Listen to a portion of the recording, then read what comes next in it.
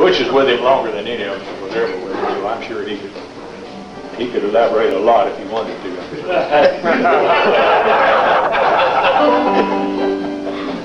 But you know, I tell a little bit. I remember one instance of a tune, depending on what degree of his temperament I happened to be on the wrong side of at any given time, was a lot on how he would react to how I would play or try to interpret his tunes. It's going to sound real silly what I tell you, but I probably learned more from this one little statement. Bill Holden had recorded some Christmas tune with Monroe in the time prior to when I had gone with him. And they started playing the tune for me in Bill's dressing room. This is like 3 months after I went to work for him. And he looked at me, you know, and he said, we were running down his tune and everything, I was trying to put a roll in it and maybe a harmonic here every once in a while or something like that just to make the sound happen, you know. But his exact statement was, make it sound like Christmas, boy. And at that particular point, I was, you know, I thought I was a hotshot little banjo player back in them days and all this, that, and the other. But I think I found out as I was able to be with him, he wanted you to make a sound with your instrument. And his reaction to a break that you played, you may play that break letter perfect for him, but you still didn't capture the flavor of the music. Now, I think that's what we're trying to get to, is his reaction. Banjo players, is that what you're looking for there? On the bus, when I would play a tune and I would be trying to learn some kind of cockeyed lick that he had, because he could do stuff with a flat pick that would just send you in circles with your finger picks, you know. And if I'd get in the middle of the tune and stop to try to learn a lick, I would generally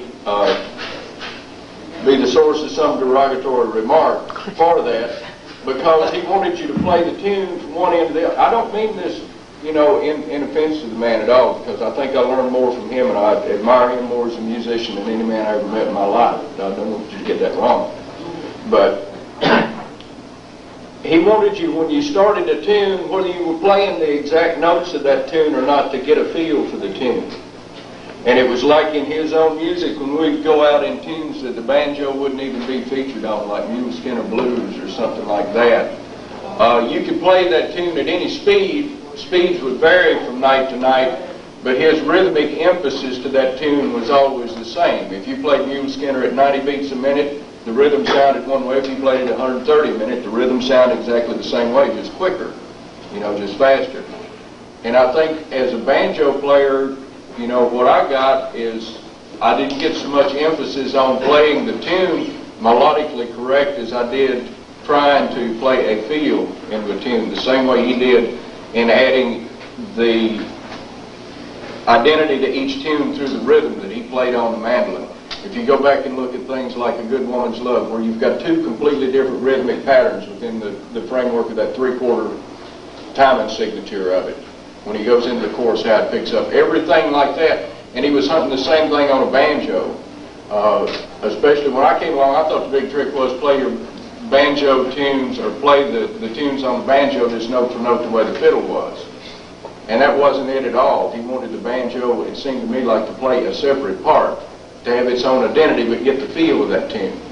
And that's where that one statement, it kept haunting me for 4 years there, you know, make it sound like Christmas, boy. What the hell does Christmas sound like?